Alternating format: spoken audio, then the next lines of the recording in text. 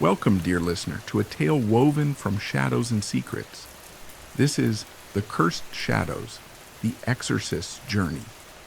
Before we begin, tell me, where are you listening from? And what hour has darkness claimed your world tonight? Is it the witching hour, or just the quiet before the storm? Prepare yourself, for what you are about to hear will chill your soul and awaken your deepest fears. The evening mist rolled over the hills like pale phantoms seeking sanctuary. In the forgotten village of Saint-Martin, nestled deep in the French countryside, the bells of the ancient chapel had rung without cause for 3 nights in a row, always at midnight, always echoing like cries from the underworld. Father Adrian arrived in silence. Clad in a heavy black coat with his silver crucifix tucked beneath his collar, he looked like just another weary traveler, but those who glanced too long into his eyes saw something else, something hollow, like a soul that had walked through fire and never returned whole. The villagers, gaunt and sleepless, gathered in whispers. "The devil lives in the bell tower now," an old woman told him, trembling. "Since Father Michel died up there, it hasn't stopped ringing." "No one dares go near it," added a boy, no older than 10, with bruises under his eyes from nightmares. At midnight, Adrian stood before the chapel. The fog thickened, clinging to the stone like cobwebs. The doors groaned as he pushed them open. Inside, the shadows seemed alive. Candlelight flickered across faded murals of saints with blank faces. A crucifix hung upside down above the altar. The air reeked of something rotten, something old. Then came the sound, the bell tolling once, clear and deafening, but no one stood in the tower. Father Adrian whispered a prayer, and the temperature dropped. He climbed the spiral staircase slowly. With each step, he felt resistance, as if something unseen pulled him back. The final step creaked, and he stepped into the belfry. There, dangling from the rafters by a noose of rosaries, was the corpse of Father Michel. His eyes were open, and from his mouth crawled a shadow with teeth. Adrian reached for the vial of holy oil. "In nomine Patris," he began, but the shadow screamed, a sound like glass breaking inside the soul. The first exorcism had begun. The shadow twisted in midair like a serpent without a spine, writhing above the hanging corpse of Father Michel. Its mouth was a gaping void. Its eyes, if they could be called that, shimmered like molten ink. Every movement left a black smear in the air, like the after-image of a nightmare. Father Adrian did not hesitate. He stepped forward, pressing a silver crucifix against his palm until blood welled. The shadow hissed at the sight of it. "You are not welcome here," Adrian intoned, voice like a cold wind in a crypt. "Leave this place, in the name of the Father, the Son, and the Holy Spirit." The shadow shrieked, a dry, cracking sound like splintering bones. Then it dove.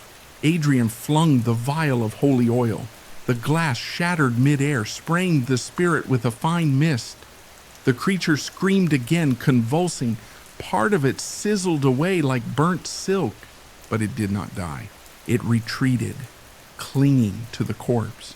The rosaries tightened. Father Michel's body began to twitch, eyes rolling upward.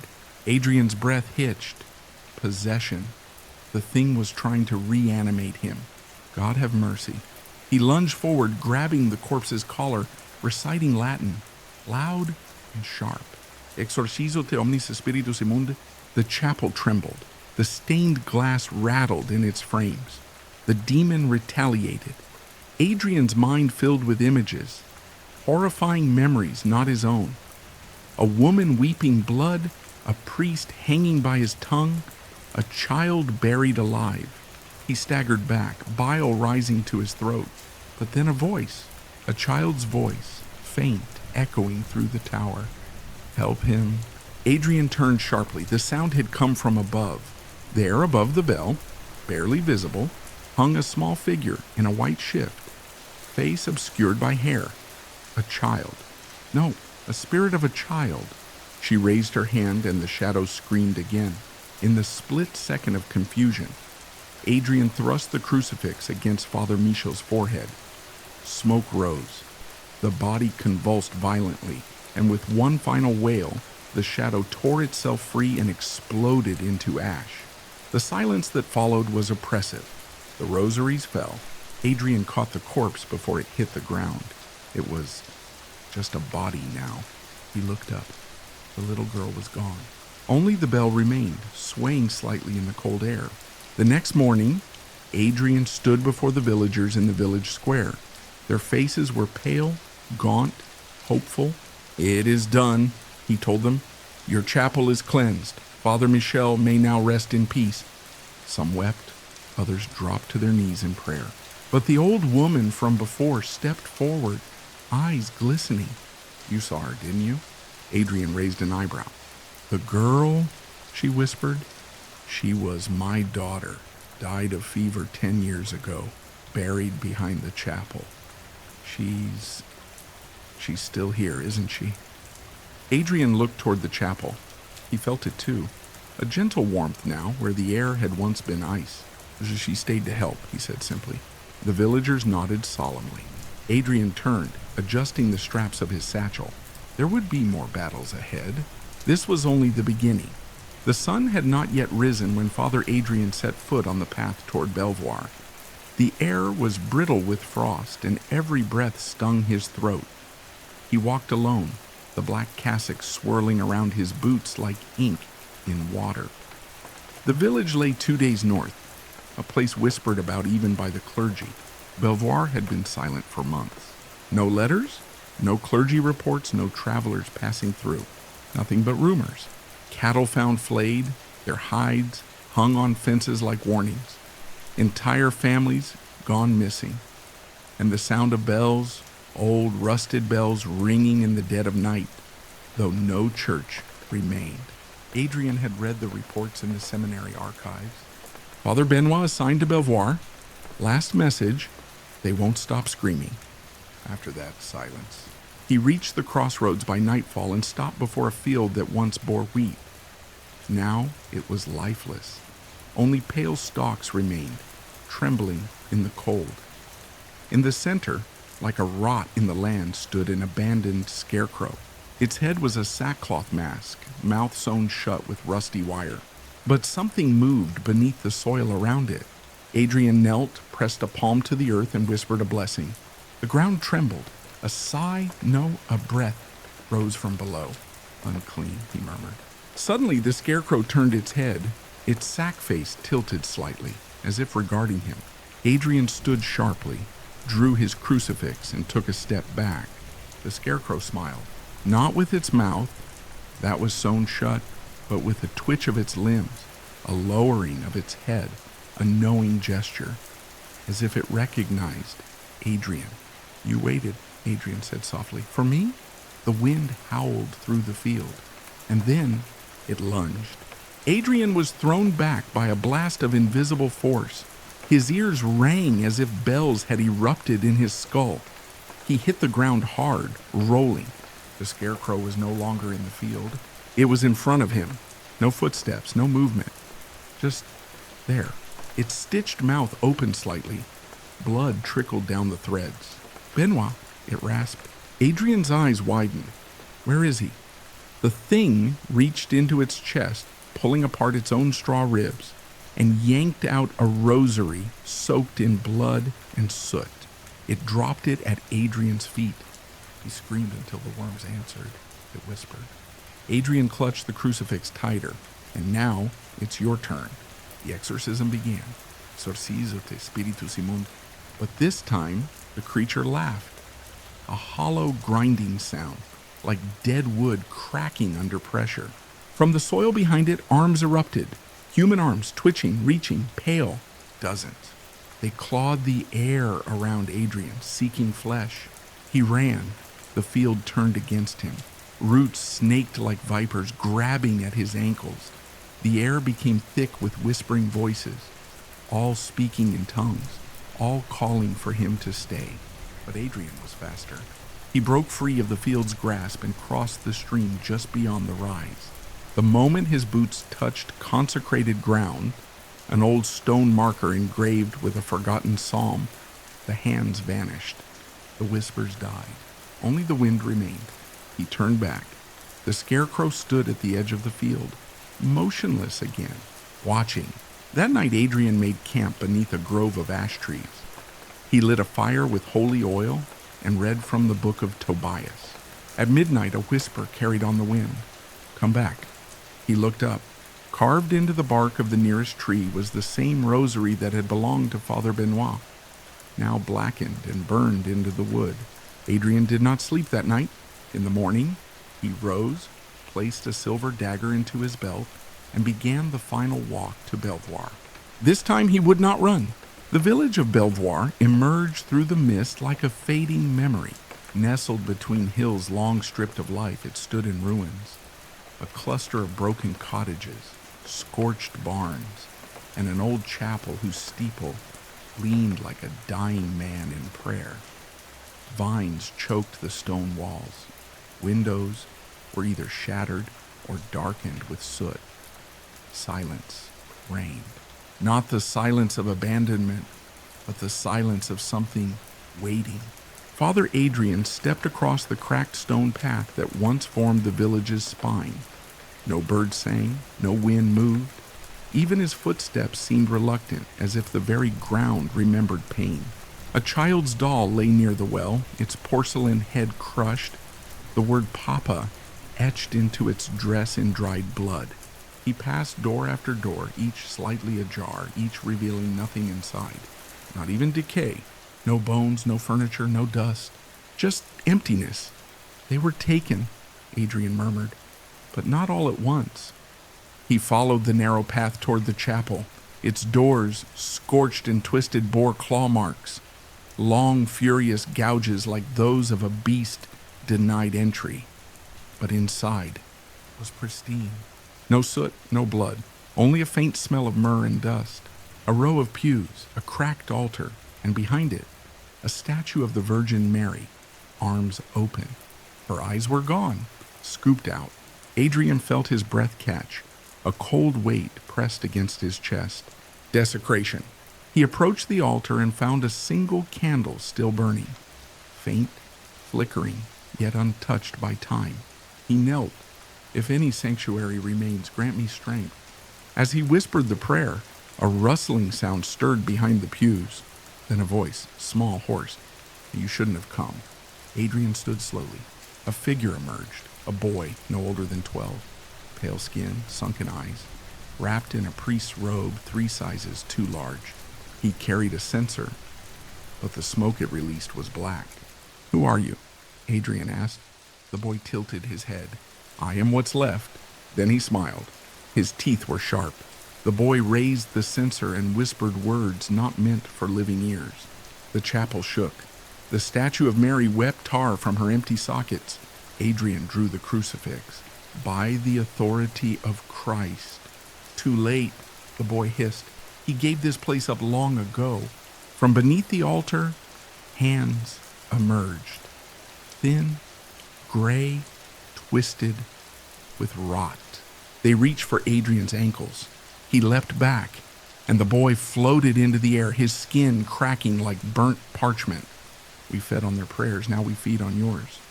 Chapel screamed, not with sound, but with pressure, heat, madness. Adrian covered his ears. Blood dripped from his nose. The crucifix burned in his grip. "Deliver me, O Lord, from evil." The boy shrieked, and from his mouth burst a swarm of flies, black and stinking, filling the air like smoke. Adrian dropped to his knees, eyes shut, reciting Latin. "Per Christum Dominum Nostrum." The swarm split. A gap opened in the dark cloud, revealing the boy's face again. But now it wasn't a boy. It was Benoit, pale, hollow, eyes wide with torment. "Adrian, don't look." And then the swarm consumed him. Adrian, through the haze, reached for the censer and smashed it against the altar. Boom. A blast of light, screams, wind, then a silence. Again. When he opened his eyes, the chapel was destroyed. Rubble, dust. The statue of Mary shattered, her open hands now resting in pieces. But in Adrian's palm was the censer, now cold, empty, and tied around its chain was Benoit's ring. Adrian stood trembling. They have his soul, and perhaps more.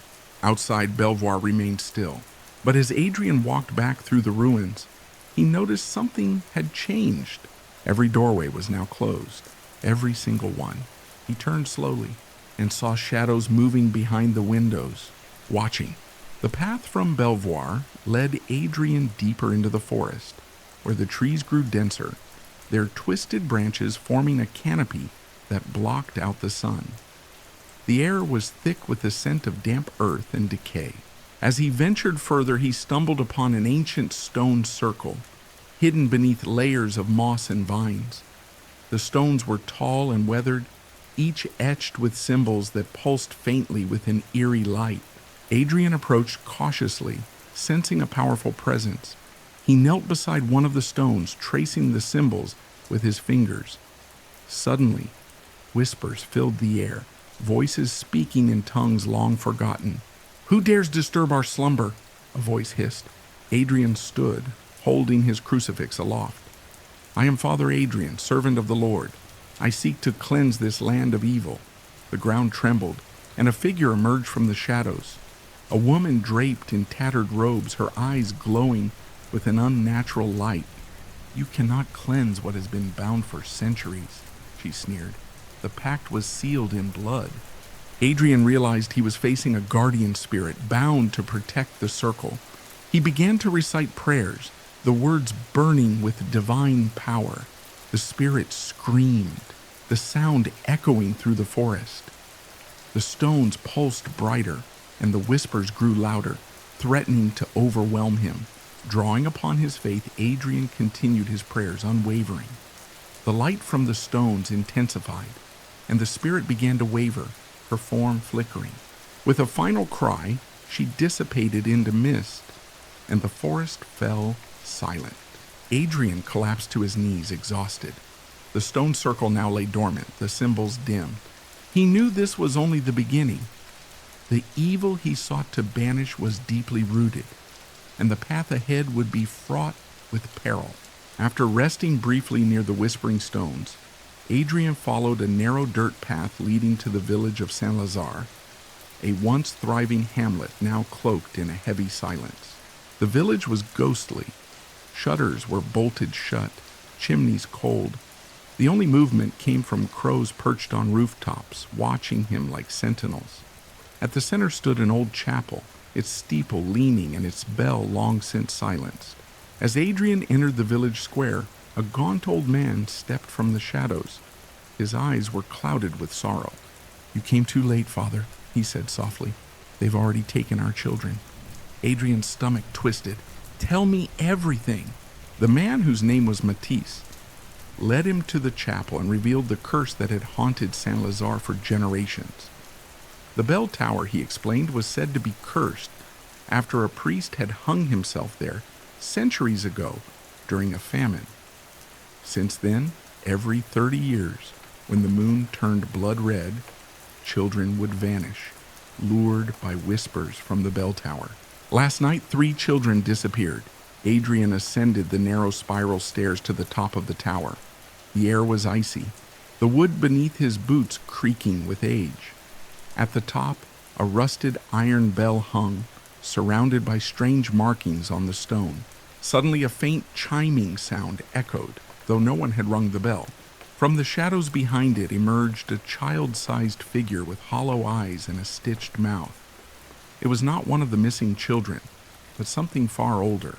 "Do you seek them, priest?" it whispered. "They are between the tolls of time." Adrian held up his crucifix, reciting scripture. The creature hissed but did not flee. It vanished into smoke and reappeared in the stairwell below, laughing. Then, a voice from the bell itself, deep, guttural, inhuman, spoke. "Break the cycle or join the toll." Adrian reached out and touched the cursed bell. A shock surged through him, showing visions of the priest who hanged himself, of ritual offerings, of desperate villagers making pacts. The curse had been born from despair, Adrian prayed aloud, invoking divine judgment upon the bell. The wind howled. Thunder cracked above. The bell vibrated violently before exploding into shards of metal and darkness. A scream echoed across the village, and then silence.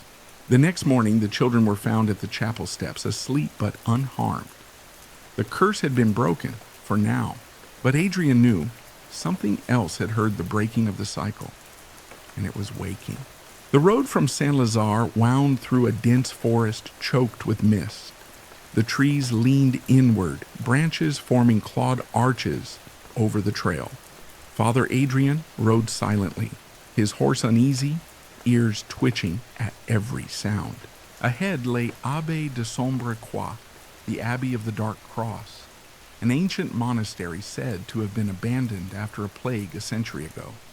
But Adrian had received word from a nun days prior. "Father, something speaks in the walls. We pray, but it answers." As he approached, the abbey loomed into view. Tall, black stone walls covered in ivy, stained glass shattered, the once pure white cross above its entrance now twisted and blackened. Inside, the nuns welcomed him in silence. Their eyes were hollow, faces pale, lips trembling as if holding back a scream. Mother Elizabeth, the abbess, greeted him last. Her fingers trembled as she handed him an old Latin manuscript. "It started in the lower chambers," she whispered. "During Vespers, the walls would breathe. Then the voices came." Adrian descended into the crypt beneath the abbey, a catacomb of ancient tombs and relics. The air was thick with damp earth and rotting incense. On the stone walls were messages scratched in blood. "Open me! The lamb has fled. It hungered." A chill ran down Adrian's spine. From the far end of the corridor, a faint chanting rose. Deep, inhuman voices chanting Latin phrases twisted into blasphemy. In nomine demonium fiat voluntas nostra, Adrian followed the sound to a sealed door marked with a red cross. With prayer on his lips and crucifix in hand, he opened it. Inside was a chapel lit by black candles. Statues of saints had been defaced, their faces gouged out. On the altar stood a figure in tattered robes, its back to him, chanting. Around it floated 3 nuns, pale, eyes rolled back, mouths agape in silent screams. "You do not belong here," the figure said without turning. "This place is sanctified in His name now." Adrian stepped forward, voice steady. "Be gone, spirit. This is sacred ground." The entity turned, its face a mask of many eyes, mouths where no mouth should be. It screeched, and the candles extinguished all at once. Darkness swallowed the room. Adrian felt cold fingers grasping his cassock, pulling him back. He clung to the crucifix, invoking holy fire.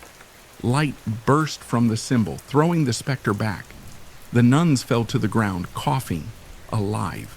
The figure writhed and screamed, melting into black smoke that fled into the cracks of the wall. Adrian collapsed to his knees. It was not a full victory, only an exile. The abbey was infected, and the demon had many names. One of them whispered in his ear before it fled, "See you in Calais, shepherd." Father Adrian arrived in Calais just before dusk. The city, though alive with trade and the sea, felt sick. A low fog clung to the harbor like breath from something unseen. Fishermen refused to sail after sunset. Dogs howled without reason. He checked into a small chapel on the edge of town, tended by a quiet priest named Father Jules. Jules had pale eyes and never once blinked during their conversation. Adrian felt unease claw at his soul. "There's been happenings," Jules said. "Children speaking in tongues, old women dreaming of burning goats. The cathedral bell rings on its own." Adrian ventured into town the next day. He found the church bell swinging, though the ropes were untouched. At the cemetery, graves had been unearthed from the inside. On the walls of alleyways, strange sigils appeared in tar and ash. unreadable but screaming with intent. A girl approached him in the square, no older than 8. She wore a white shift and held a dead raven by its feet. "They walk under the skin now," she said. "They smell like rotting lilacs." Before he could speak, she shoved the bird into his hands and ran. That night, Adrian woke to chanting outside the chapel. He stepped into the mist and saw them, dozens of townsfolk, walking barefoot in circles, humming in low, guttural tones. Their eyes glowed faintly red. At the center of the circle was a wooden effigy, a man crucified upside down, head crowned with thorns made of bone. He tried to interrupt the rite. "In the name of the Holy Father, desist!" But a hand clamped over his mouth. It was Jules, his eyes no longer pale, now glowing crimson. "Shh, he listens," Jules hissed. "You'll wake the sleeper in the veins." Adrian struggled, then shouted the exorcism. The crowd froze. The effigy caught fire without flame. Screams echoed from the sky. People collapsed, blood streaming from ears. Only Jules remained standing. His skin cracked like dry earth. "You've delayed it," he croaked. But Calais was only the gate. Adrian left Calais by horse before dawn, heart pounding. He now had a name, the sleeper in the veins, and it had servants everywhere. The storm followed Adrian north.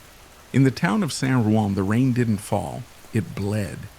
The sky wept crimson drops on stone and skin alike. At first, the villagers thought it a sign of divine punishment. By the time Adrian arrived, 7 children were missing. The mayor, a hollow-eyed man with shaking hands, led Adrian to the church cellar where a little girl had been kept under guard. Her name was Elsie, no older than 6, no family.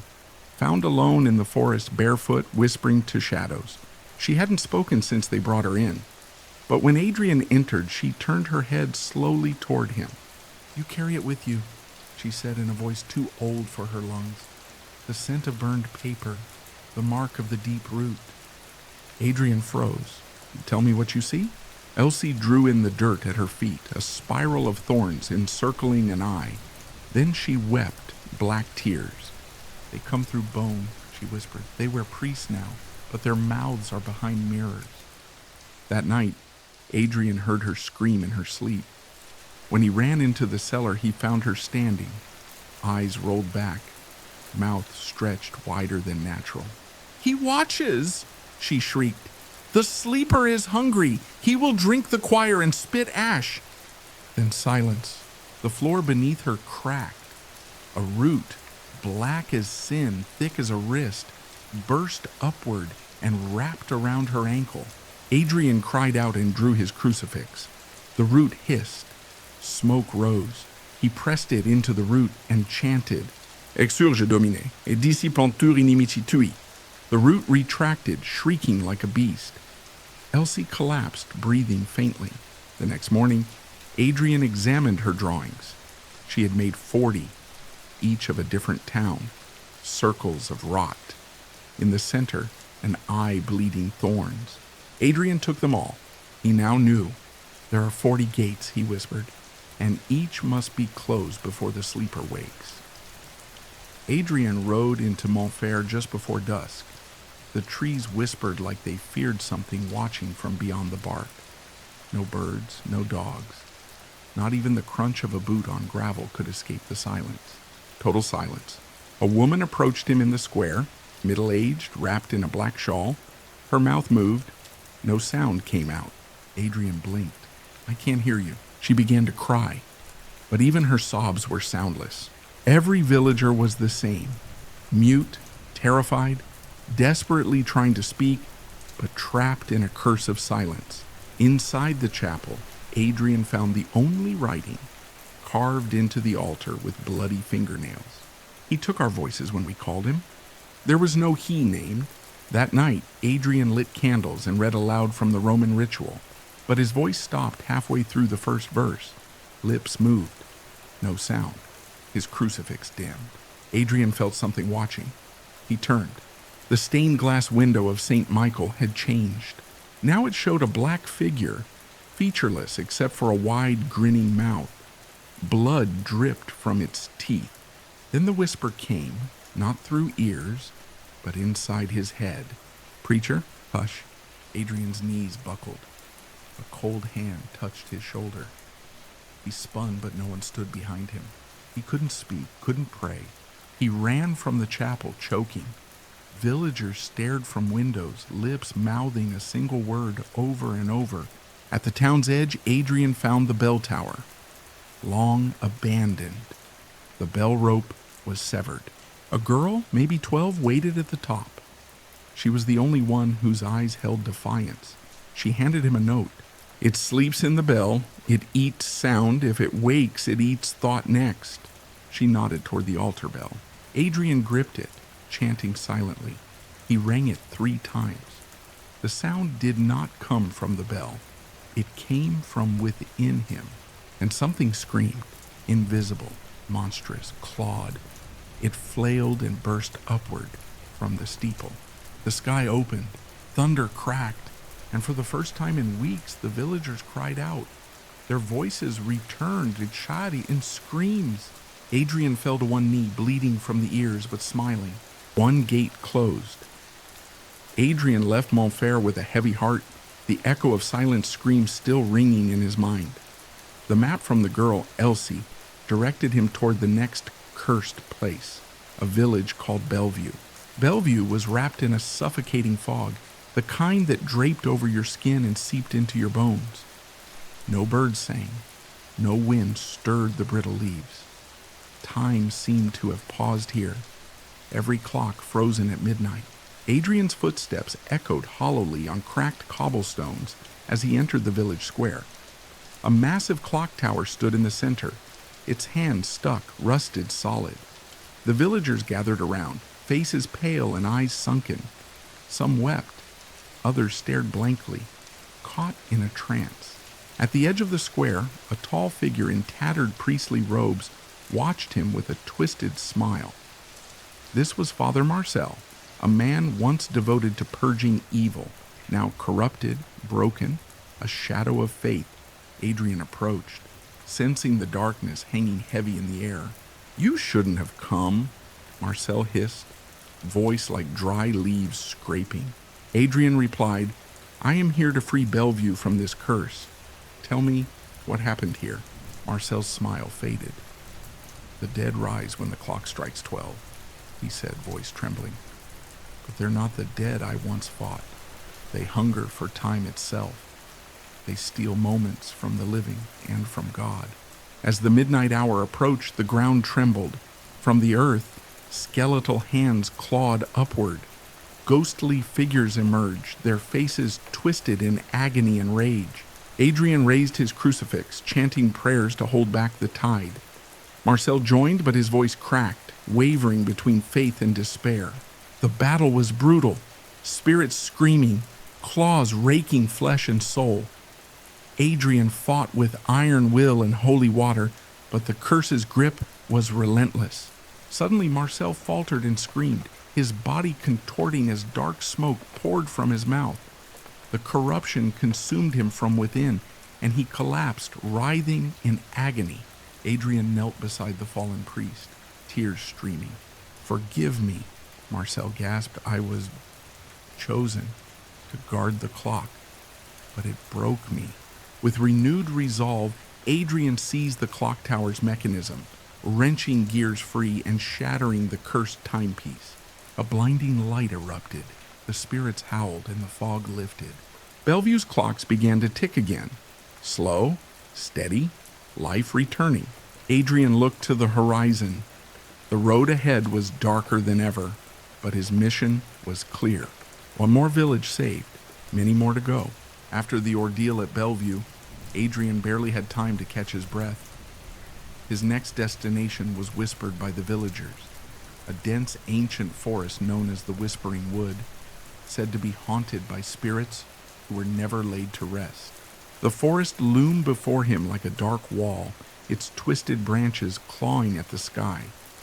As he stepped beneath the canopy, the light dimmed and the air grew thick with silence, but not peaceful silence. This was the heavy silence of secrets buried deep. From the shadows came faint voices, murmuring unintelligible words. Adrian could feel eyes watching, unseen but relentless. The deeper he went, the stronger the whispers became. Voices of lost souls crying out for salvation or revenge. Suddenly, a chilling breeze carried a child's laugh, eerie, hollow, and unnatural. Adrian followed the sound, heart pounding, until he reached a clearing where the ground was littered with broken toys and faded photographs. A figure emerged from the fog. A girl no older than 10, eyes black voids, smile wide and cruel. "I'm waiting," she said, voice like a broken music box. Adrian steadied himself. "Who are you? Why do you haunt this place?" She laughed, a sound that twisted his insides. "I'm the forgotten, the lost, the ones no one remembers, and I won't rest until I take what's mine." The forest suddenly came alive, gnarled roots twisting like serpents, branches striking like claws. Adrian raised his crucifix, but the spirits were unlike any he had faced. The battle was not just physical, it was a war for souls. Adrian's faith was tested as never before. He called upon prayers of protection, holy water, and relics, fighting to break the curse that chained the lost children to eternal torment. Hours passed in a haze of shadow and flame. As dawn broke, the whispers faded, the forest grew still, and the girl's ghostly figure vanished with a final haunting plea. "Remember us.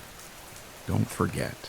Exhausted but resolute, Adrian knew this was only the beginning.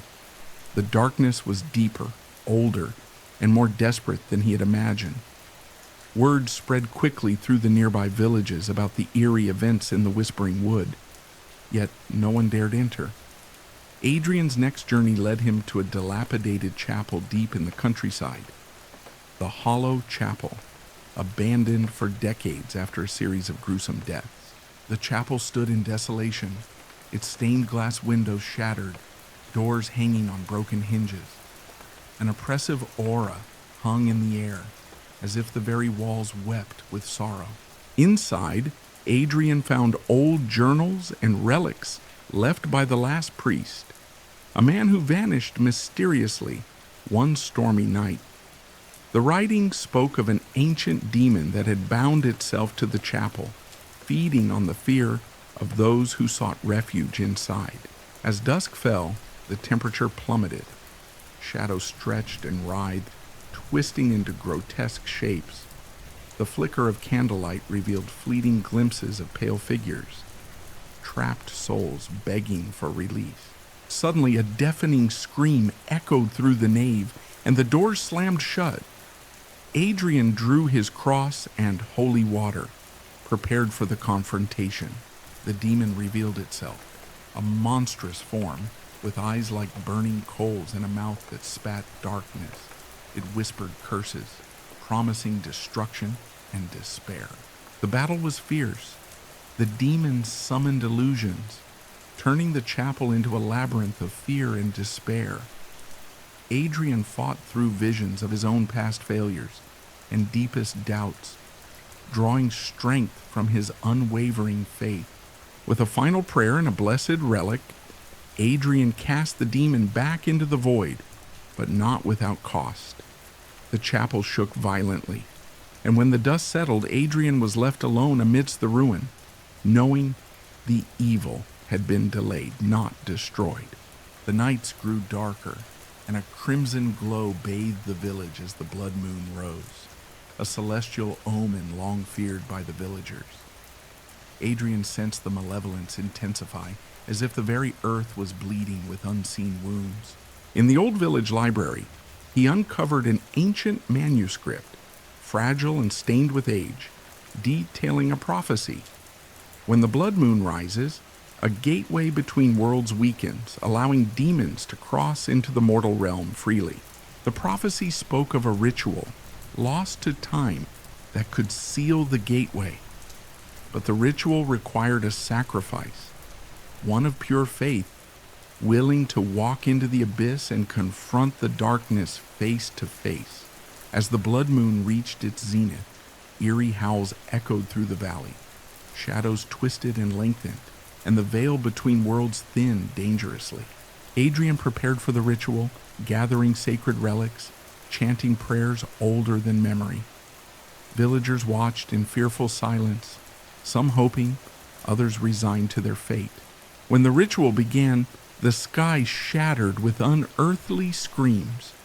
A swirling portal of darkness opened above the ancient altar, and demonic figures surged forth, clawing at the night. With unwavering resolve, Adrian stepped into the portal, his crucifix raised high. The air burned with evil intent, but he was ready to pay the ultimate price to protect the innocent. The swirling darkness swallowed Adrian as he stepped through the portal. The air grew cold and thick with despair, a realm unlike any earthly place, a liminal void between life and death. Shadows flickered and whispered around him, echoing with lost souls trapped in eternal torment.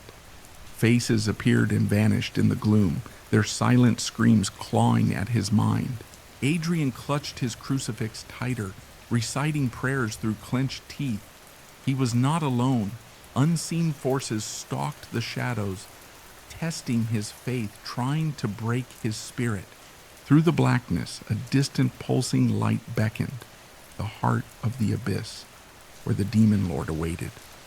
The closer Adrian drew, the heavier the air became, as if the darkness itself was a living entity suffocating hope. Suddenly, monstrous shapes emerged, twisted forms of nightmares, clawing and snarling. Adrian fought fiercely, wielding his faith like a sword of light, banishing shadows with every word of Scripture. Each step forward was a battle against overwhelming dread, but he pressed on, driven by the memory of the innocent lives depending on him. At last, he reached the demon lord's lair, a throne of bones in a cavern of eternal night. The final confrontation was about to begin. The cavern's silence was broken by a low, guttural laugh. From the shadows emerged the demon lord, an immense figure wreathed in flames and darkness, eyes burning like molten gold. "You dare enter my domain, priest?" The demon's voice echoed like thunder. "Few have come this far, and none have returned." Adrian stood firm, clutching his crucifix. "I am here to end your reign of terror and free the souls you have enslaved." The demon's laugh turned sinister. "Then prove your faith, mortal. Face me in the ancient trial of shadows. Fail, and your soul will join the legions of the damned." The cavern twisted and shifted, the walls bleeding darkness. Adrian felt the oppressive weight of the trial as shadowy tendrils reached for his heart. With every step, memories of the villagers lost surged through his mind. Children torn from their mothers, families shattered by fear and death.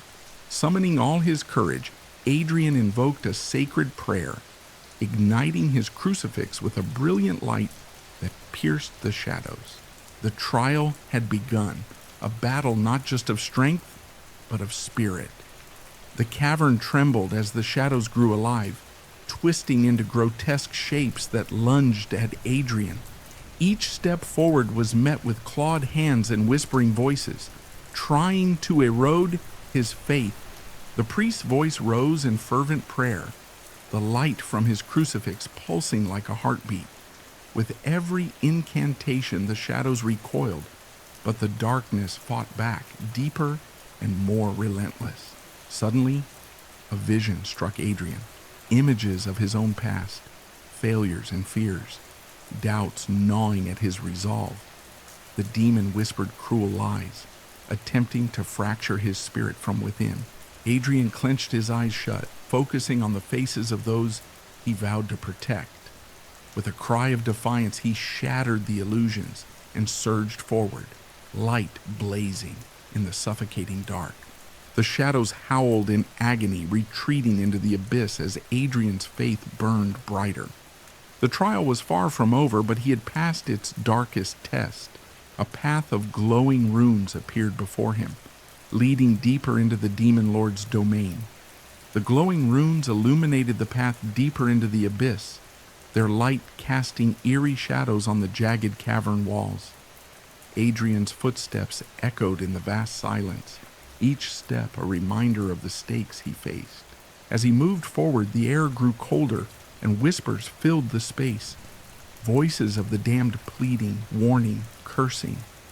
Adrian steadied his breath, repeating prayers to shield his mind from their torment. Suddenly, the ground beneath him shifted, revealing a vast chasm. Across it lay a fragile bridge woven from spectral light, flickering with every gust of the dark wind. With no other choice, Adrian stepped onto the bridge, the fragile planks trembling beneath him. Halfway across, shadows clawed from below, reaching desperately to drag him into the abyss. His heart pounded as he gripped his crucifix, the light flaring brighter, repelling the grasping darkness. Inch by inch he crossed the bridge, the demon lord's lair drawing nearer with every step. Beyond the bridge, the cavern opened into a throne room bathed in hellfire and shadow. The final battleground awaited. Adrian stepped into the vast throne room, the air thick with sulfur and despair. Shadows danced across the walls, cast by flickering flames that seemed alive, whispering ancient curses. At the center, the demon lord sat upon a throne carved from black obsidian, his eyes glowing with malevolent power. The ground trembled beneath Adrian's feet as the demon rose. "Welcome, priest," the demon sneered. "You have fought bravely to reach me, but your faith will crumble before my might." Adrian raised his crucifix, light radiating outward, but the demon absorbed the glow, growing even more fearsome. "Your prayers are but fleeting sparks," the demon growled. "I am eternal darkness incarnate." A violent battle erupted, fire and shadow clashing, light battling despair. Adrian fought not just for his life, but for the souls imprisoned in this hellish domain. As the duel raged, Adrian called upon every ounce of strength and faith, determined to end the demon's reign once and for all. The battle reached its crescendo as flames clashed with holy light, shaking the cavern to its core. Adrian felt his strength waning, yet his resolve burned fiercer than ever. The demon lunged with claws of shadow, but Adrian raised his crucifix high, unleashing a blinding radiance that seared the darkness. The demon screamed, a sound that echoed like 1,000 tormented souls. Summoning the last of his power, Adrian recited an ancient exorcism, words flowing like a torrent of divine wrath. The cavern trembled, shadows screamed, and the demon writhed in agony. With one final surge, Adrian plunged the crucifix into the demon's heart. Light exploded, consuming the darkness, and the demon's form disintegrated into ash and whispers. Silence fell. The oppressive weight lifted. Outside the cavern, the first rays of dawn pierced the gloom, promising a new beginning for the haunted land. But Adrian knew the fight was far from over. The battle against darkness was eternal.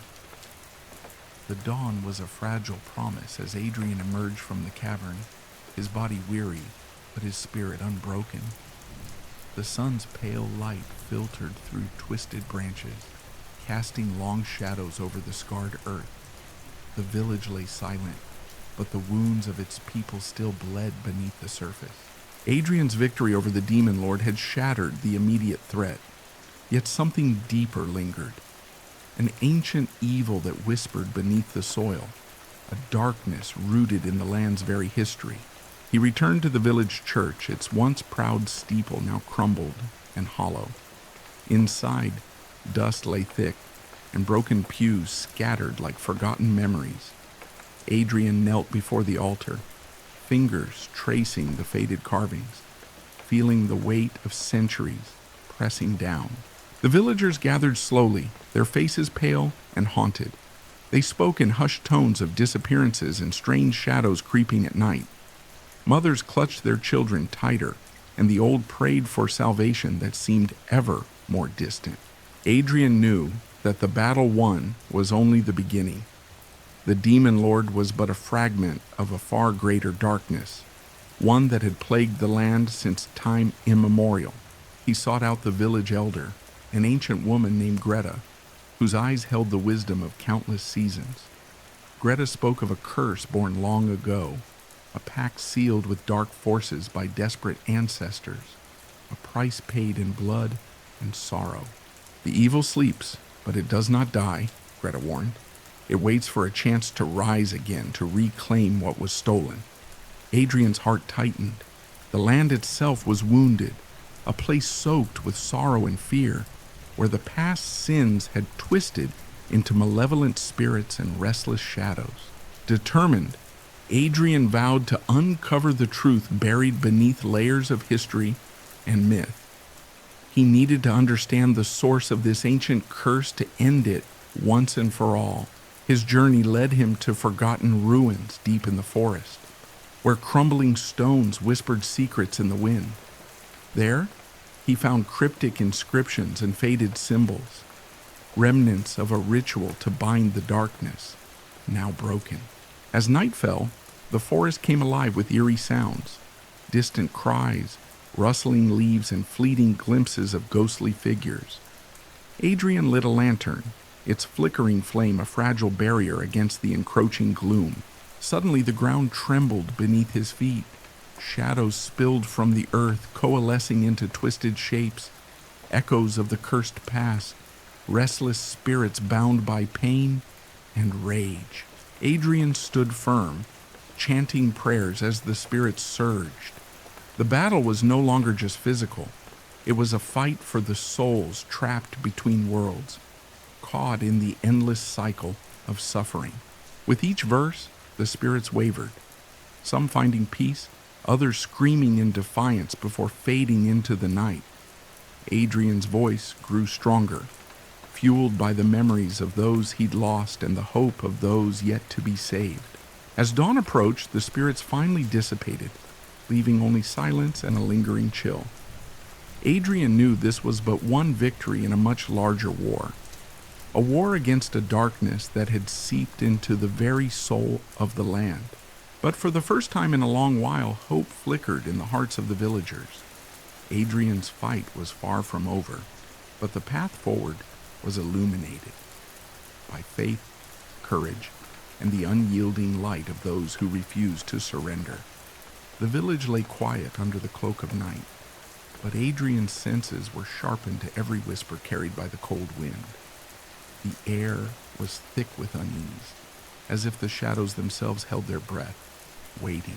Inside his small room within the ruined church, Adrian pored over ancient texts, the flickering candle casting dancing shadows across the cracked pages. Each word seemed heavier than the last, secrets buried in forgotten languages, rituals designed to bind darkness, but also to call it forth. A sudden chill swept through the room, extinguishing the candle. Adrian froze, heart pounding. From the silence came a faint, eerie murmur, voices speaking in a tongue long dead, echoing from the walls themselves. He relit the candle, its flame trembling as if scared. A shadow flickered at the edge of his vision, disappearing when he turned. The air grew colder, heavier, as if something unseen was pressing close. Adrian rose, clutching his crucifix tightly. He whispered a prayer for protection, stepping cautiously toward the chapel's entrance. The door creaked open by itself, revealing the village cloaked in darkness, bathed only by the pale moonlight. From the depths of the night, faint glowing eyes watched him, vanishing whenever he tried to focus. The village was no longer merely haunted by memories. Something ancient and malevolent was stirring. Adrian's mind raced back to Greta's warnings. The curse was awakening. The pact made long ago was unraveling, and with it, the boundary between the living and the dead was thinning. He knew that tonight, the whispers in the dark were a warning, a call to prepare for the true battle was about to begin. Adrian stood silently at the edge of the village square, the cold wind biting through his worn cloak. The moon hung low, veiled behind shifting clouds, casting an eerie glow on the cobblestone streets. He knew the villagers were watching him from shuttered windows, their eyes filled with a mix of hope and dread. The night was thick with a malevolent presence, and he could feel it stirring beneath the earth, rising like a dark tide, ready to engulf everything. His mission was clear: to confront the darkness that plagued the land, to fight the ancient evil awakening in the shadows. But tonight, the enemy seemed more cunning, more relentless. As he prepared his sacred tools, the silver crucifix, blessed water, and ancient incantations, the first whispers began to drift through the air.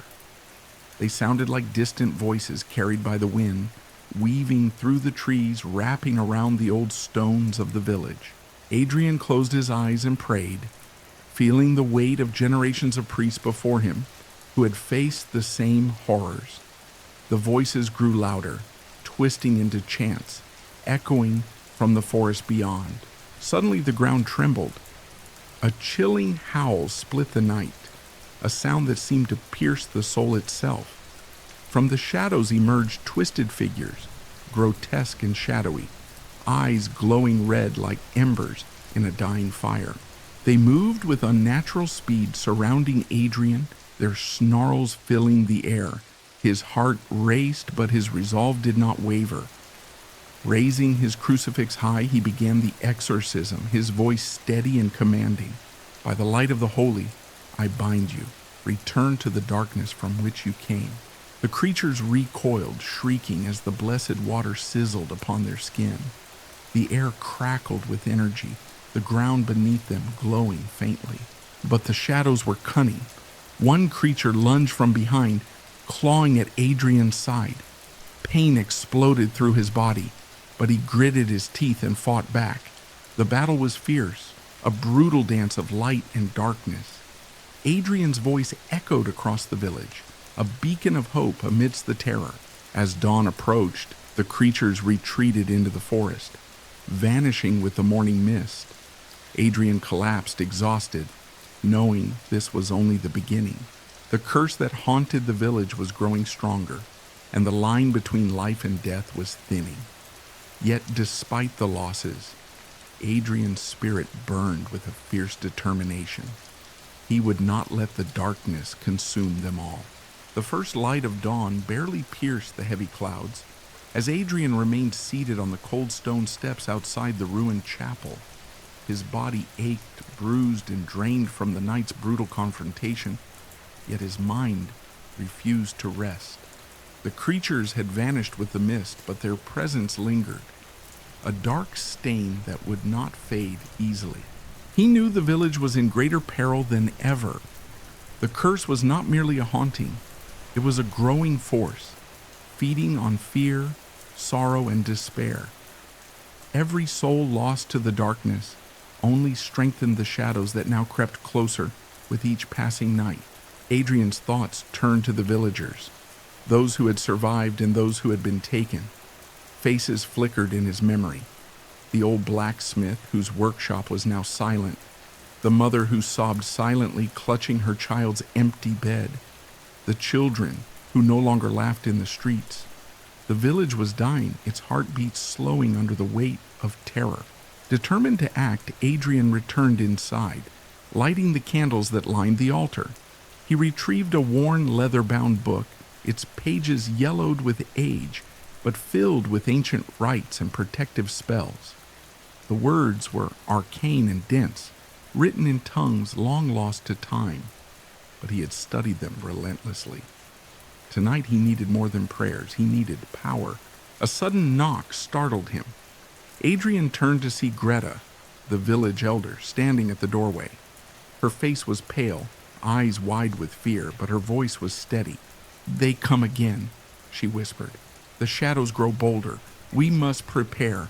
Together they began to gather herbs and sacred objects, symbols of protection passed down through generations. Greta spoke of an ancient ritual, a binding ceremony that might seal the darkness away, at least for a time, but it required a sacrifice, a willingness to confront the evil without faltering. As night fell once more, Adrian and Greta stood at the edge of the forest, chanting in unison. The wind twisted around them, carrying the echoes of unseen things stirring in the dark. The ground trembled beneath their feet, the veil between worlds thinning dangerously. Suddenly a figure emerged from the shadows, neither fully human nor entirely beast. Its eyes burned with a furious red light, and its presence was suffocating. Adrian felt the weight of centuries pressing down, a force older than memory. Yet, as fear clawed at his heart, he remembered the villagers, his purpose, his faith. With a voice stronger than before, he declared, "By the light that never fades, be bound and banished." The creature howled, a sound filled with rage and agony, before retreating into the depths. The ritual had worked for now, but Adrian knew this was a fragile victory. The haunting echoes would return, and the true darkness was yet to come. The village was silent once more, but the silence was heavier, laden with an oppressive tension that hung in the air like a shroud. Adrian stood at the edge of the forest, staring into the abyss of twisted trees and shadowy depths.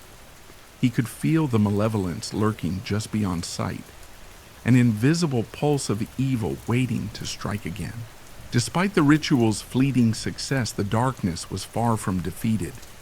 The creature they had banished was but a fragment of a larger, more insidious force, spreading its tendrils throughout the land. Adrian's heart pounded with the knowledge that the fight was only beginning. As he turned to return to the village, a soft voice drifted through the night. A faint whisper carried on the wind. It called his name, a voice both familiar and alien, beckoning him deeper into the forest. Adrian?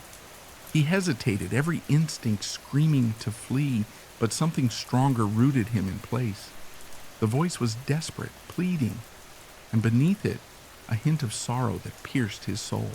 Drawing his crucifix and clutching his rosary, Adrian stepped cautiously forward, every step sinking into the damp earth.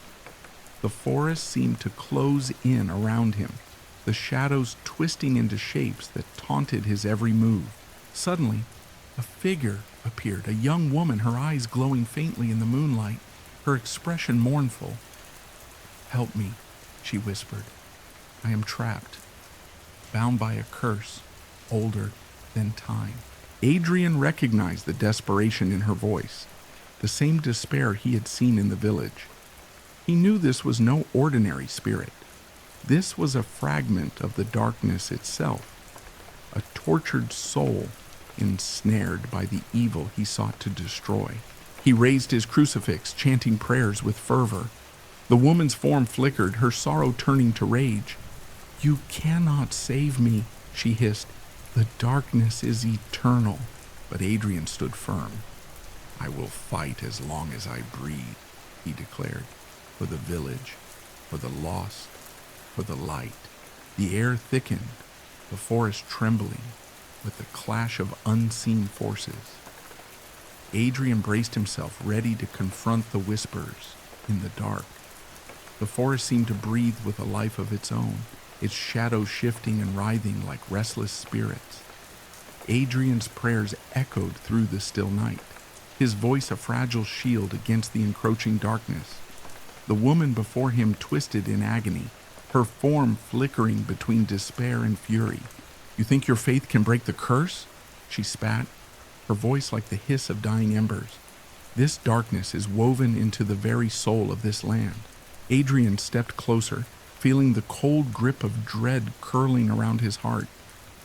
"Then I will unravel it, thread by thread," he vowed. Suddenly the ground beneath them trembled. Roots burst from the earth, twisting into grotesque shapes that lunged at Adrian. He dodged, raising the crucifix to repel the snarling tendrils of shadow. The woman screamed, her voice merging with the forest's roar. Adrian realized she was bound by the curse to this haunted place, a guardian and prisoner both. To free her, he had to sever the ancient magic that chained her here. With determination burning in his eyes, Adrian recited the incantation taught by the old texts. Light poured from his crucifix, cutting through the blackness like a blade. The roots writhed and withered, releasing their hold. The woman collapsed, her sorrowful eyes meeting Adrian's one last time before she vanished into the night, freed at last. But the victory was bittersweet. The curse's roots ran deep, and the battle was far from over. Adrian knew the darkness would strike again, stronger, more cunning, and more relentless than before. As dawn broke, he made a silent promise to the village. No matter the cost, he would face the shadows until they were banished forever. The village was no longer the sanctuary Adrian had fought to protect. Whispers of suspicion and fear rippled through the narrow streets like poison, turning neighbor against neighbor. The once united community now teetered on the brink of collapse. Adrian sensed a darker force at work, one that thrived not just on fear, but on betrayal itself. The evil he had been battling was no longer confined to the shadows of the forest. It had seeped into the hearts of men. He discovered evidence that someone within the village was colluding with the darkness. Cryptic symbols carved into barn doors, secret meetings at night, and missing villagers who were never spoken of again. One evening, Adrian confronted a trusted elder, Father Matthias, whose eyes gleamed with a coldness that betrayed his facade of piety. The elder's confession shattered Adrian's faith, not in God, but in the frailty of human nature. Matthias had made a pact with the demonic force, believing it would bring power and protection to the village. Instead, it brought death and despair. Adrian knew the path ahead would demand more than prayers and rituals. He would need to root out the corruption from within before the darkness consumed everything. As the village plunged deeper into chaos, Adrian prepared for a confrontation that would test not only his courage, but the very soul of the community he vowed to save. Adrian's heart grew heavier with every passing day. The village's suffering was not only from external evil, but also from an invisible torment that gnawed at its people's minds. Nightmares plagued their sleep, shadows lurked behind every corner, and a pervasive chill settled deep within their bones. He entered the home of Elise, a young mother whose husband had vanished without a trace. The once warm and lively house was now cold and silent, filled only with the whispering echoes of grief. Elise's eyes were hollow, haunted by visions no one else could see. "She sees them," whispered the villagers, "the spirits that should not be." Adrian placed a comforting hand on Elise's shoulder. "Tell me what haunts you," he urged gently. Her voice trembled. "They come in the night, faces twisted in pain and rage. They call my name, and sometimes I feel their cold hands on my skin." Adrian knew the village was caught in a web of spiritual torment that no simple exorcism could unravel. The evil had burrowed into the very souls of the living. That night, Adrian performed a ritual of cleansing, calling upon ancient prayers and sacred symbols. The air thickened with unseen presence as flickers of shadow danced along the walls. Suddenly, a guttural growl erupted from the darkness. A spectral figure emerged, its eyes burning with malevolence. Adrian stood firm, raising his crucifix as the battle for Elise's soul began. The struggle was fierce, the boundaries between this world and the next blurring with each clash.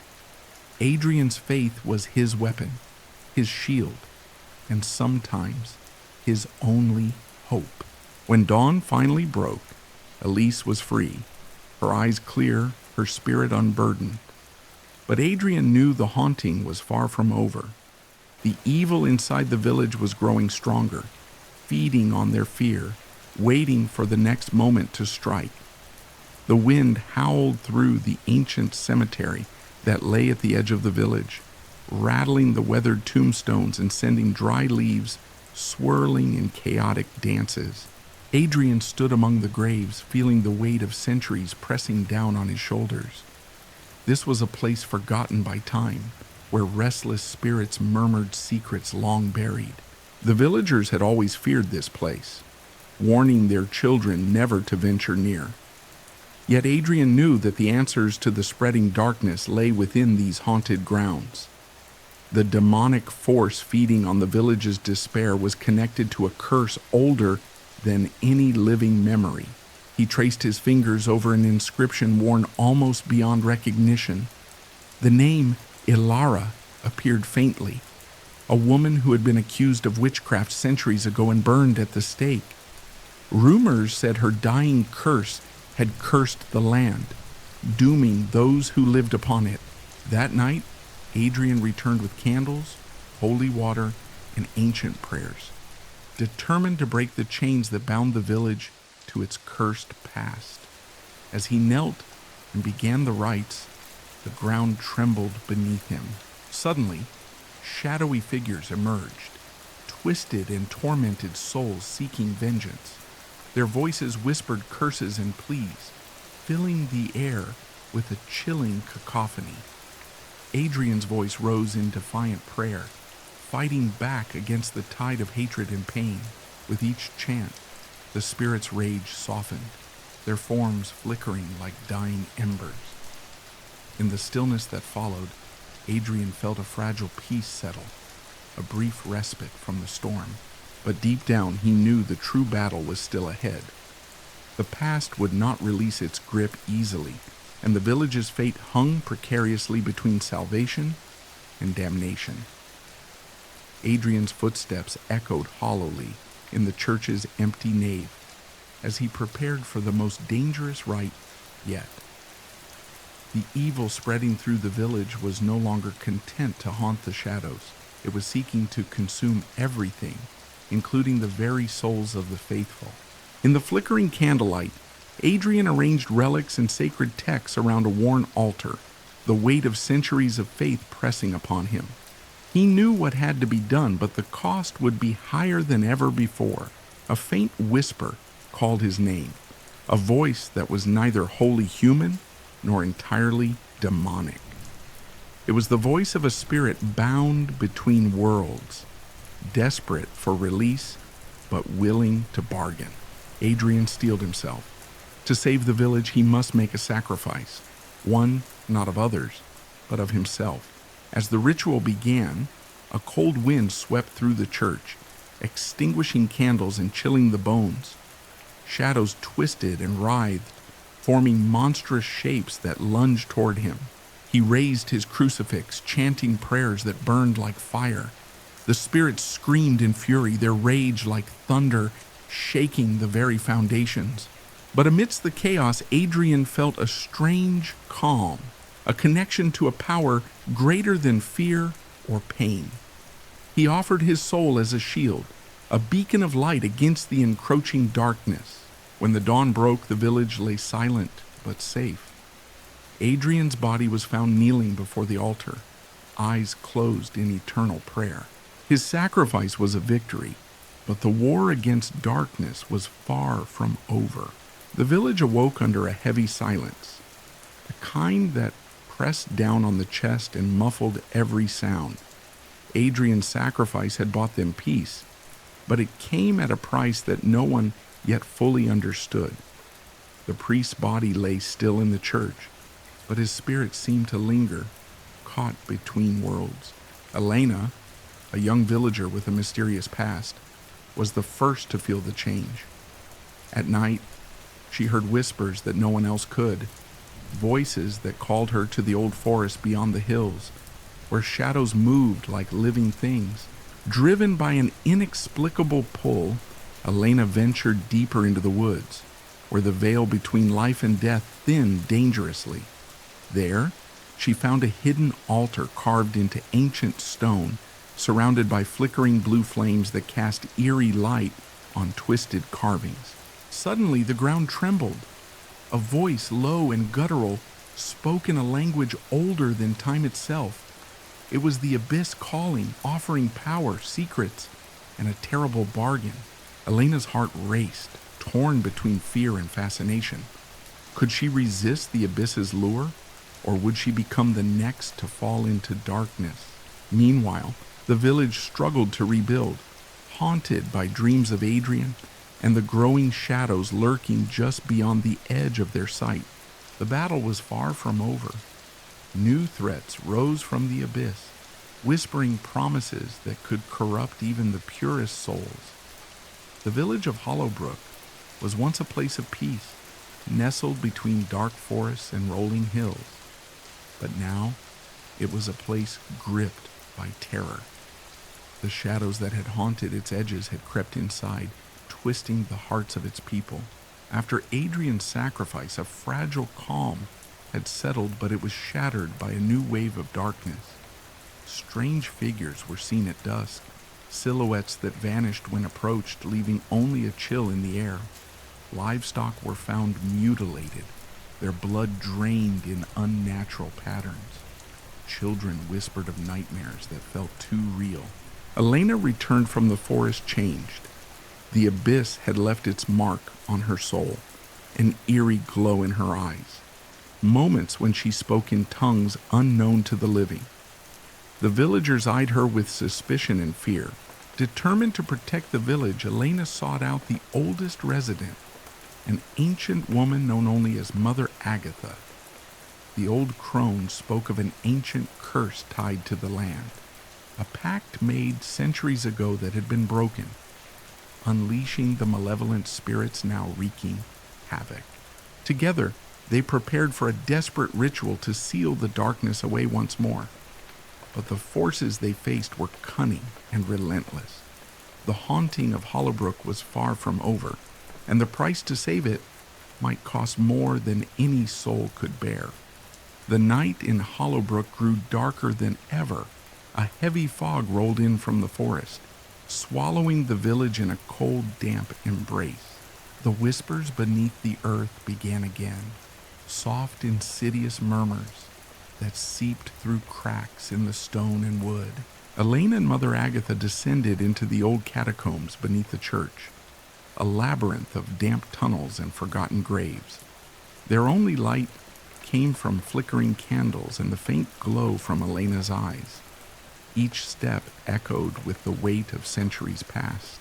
As they ventured deeper, the air thickened with an unnatural chill. Shapes moved in the shadows, unseen but felt. The ground beneath them pulsed like a living heart. Suddenly, a chorus of voices rose around them, lost souls trapped in eternal torment, begging for release or revenge. Elena's resolve was tested as the abyss tried to worm its way into her mind, promising power and freedom if she surrendered. She clung to Adrian's memory and the hope of saving her village. At the heart of the catacombs, they found a massive stone altar etched with runes of binding. The curse had been sealed here long ago, but the seals were breaking. With trembling hands, Mother Agatha began the ritual to reinforce the wards, chanting words that echoed through the darkness. Outside, the village waited in fearful silence, hoping that the darkness beneath the earth would not rise again to claim more souls. The air in Hollowbrook was thick with dread. The ritual beneath the church had held for only a brief moment before the seals shattered with a thunderous crack. A shadow darker than night itself burst forth from the catacombs, spreading like a plague. Elena and Mother Agatha stumbled out, gasping as the oppressive darkness clawed at their souls. The village was no longer safe. The curse had been unbound. As the shadow swept through the streets, the villagers fled to their homes, locking doors and praying for salvation. But salvation was a distant hope. Those caught outside disappeared, swallowed by the void, their screams echoing in the cold air. Elena realized the true scope of the battle ahead. This was not just a fight for Hollowbrook. It was a fight against the very essence of darkness. With Mother Agatha gravely wounded, Elena took up the mantle alone. She turned to ancient texts and forbidden knowledge, searching for a way to seal the curse forever. But the more she learned, the darker the truth became. The curse was born of betrayal, hatred, and blood spilled long ago. Now, Elena faced the impossible. To confront the shadow's heart and bind it once more, she would have to face her own fears, her own darkness within. Elena stood at the edge of the ancient well outside the village, the only entrance left to the heart of the darkness. The cold wind whispered secrets, carrying with it the scent of decay and despair. She tightened her grip on the silver crucifix hanging from her neck, a beacon of hope against the encroaching shadow. As she descended into the abyss, the walls closed in, the air thick with a suffocating silence broken only by distant, echoing cries. Each step was a battle against the pull of the void, an invisible force trying to drag her into eternal darkness. Deeper and deeper she ventured, until the light from above was but a faint memory. There, in the abyss's core, she confronted the source, a towering, writhing mass of shadows and rage, eyes burning like coals, its voice a deafening roar of hatred. Elena raised her crucifix, chanting prayers learned from forgotten tomes. The battle was not just of strength, but of will, a struggle between light and darkness, faith and despair. The abyss fought back with visions of loss and pain, showing her the faces of those she loved and had failed. But Elena's resolve hardened.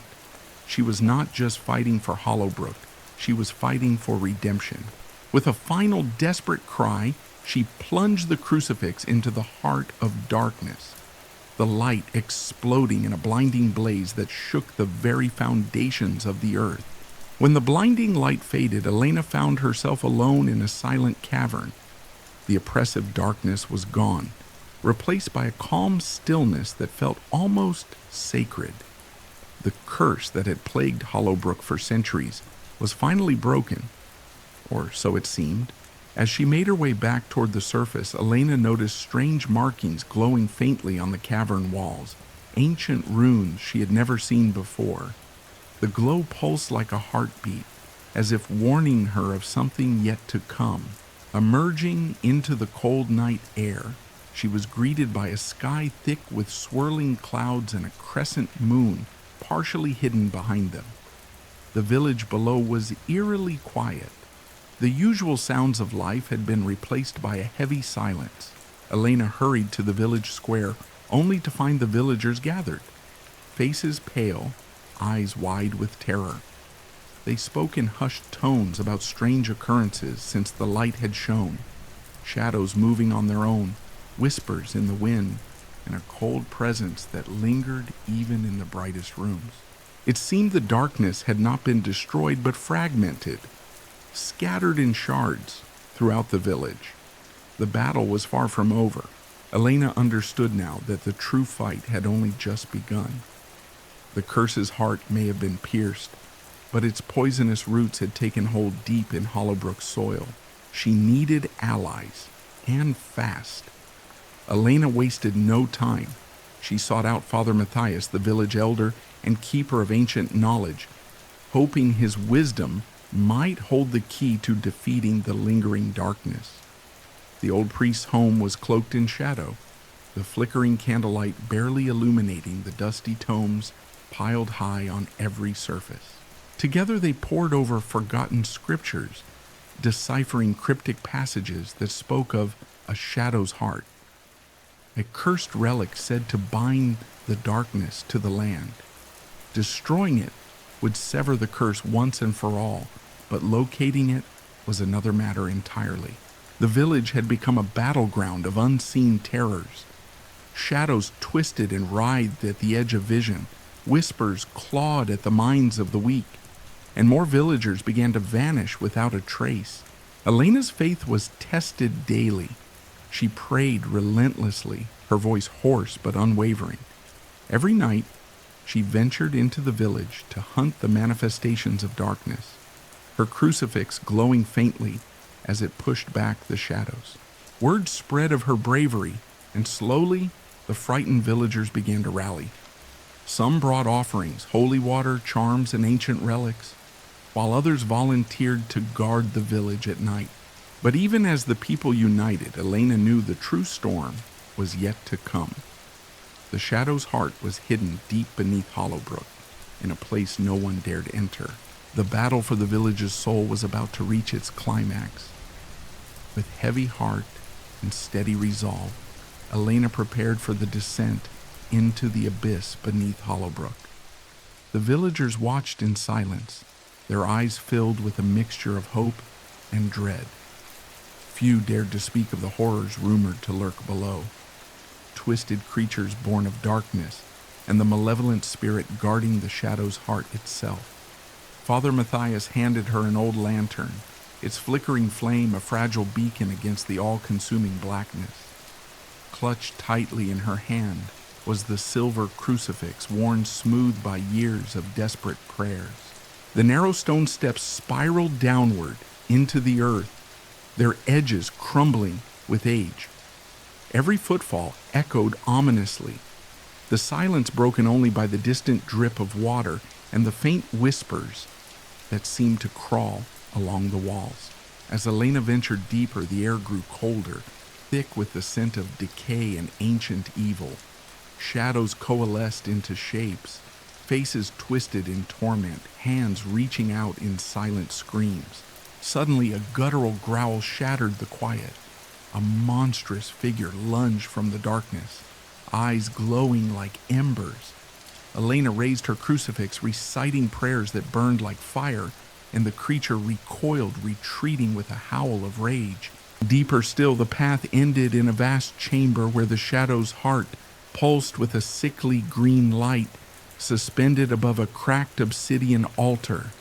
The cursed relic radiated malevolence, its presence suffocating. Elena steeled herself. This was the final stand.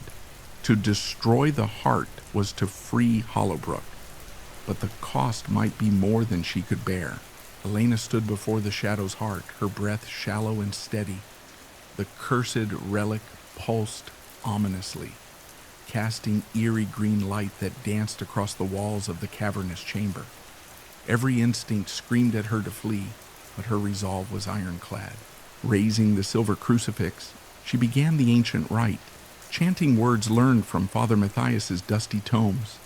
The air thickened, charged with a palpable energy, as shadows writhed and coalesced into a terrifying figure, the spirit guardian of the curse. It was a monstrous apparition, half human, half beast, with eyes that burned like molten fire and claws sharp enough to tear the soul itself. It lunged at Elena, a howl that shook the earth echoing from its maw. The battle was brutal and relentless. Elena's prayers ignited the crucifix in blinding light, striking the creature with holy fire, but the spirit fought back with dark magic, twisting reality around them. The chamber trembled, rocks falling, as the very fabric of the cursed ground fought to protect its heart. Wounds tore at Elena's flesh, but she held firm, her faith a shield against the darkness. With a final cry, she plunged the crucifix into the Shadow's heart. The relic shattered, releasing a shock wave of light that blasted through the cavern, purging the evil. As silence fell, the shadows dissipated and the oppressive weight lifted from the land. Elena collapsed, exhausted but victorious. Hollowbrook was free. But as she looked into the darkness beyond the chamber's entrance, a cold whisper echoed, a warning that the battle might be won, but the war against darkness was far from over. The cavern breathed a heavy silence, broken only by Elena's labored breaths. The Shadow's heart was no more, but the weight of what she had faced lingered like a shadow in her soul. The faint glow from the shattered relic faded, leaving only the cold, empty stone beneath her feet. As she stumbled out of the abyss, the first rays of dawn kissed the village of Hollowbrook. The air was crisp, carrying the scent of rain-soaked earth and fresh beginnings. Villagers emerged from their homes, faces pale but hopeful. Elena's return was met with a mixture of awe and relief. Children clung to their mothers, elders whispered prayers of thanks, and even the youngest dared a tentative smile. The darkness that had hung over their lives was lifted, but scars remained. Days turned into weeks. Elena remained vigilant, knowing the evil she had vanquished was only one part of a far greater darkness. She visited the villagers often, offering comfort and guidance, and teaching them how to protect themselves from the unseen terrors lurking beyond the trees. One evening, as the sun dipped below the horizon, Elena stood atop the hill overlooking Hollowbrook.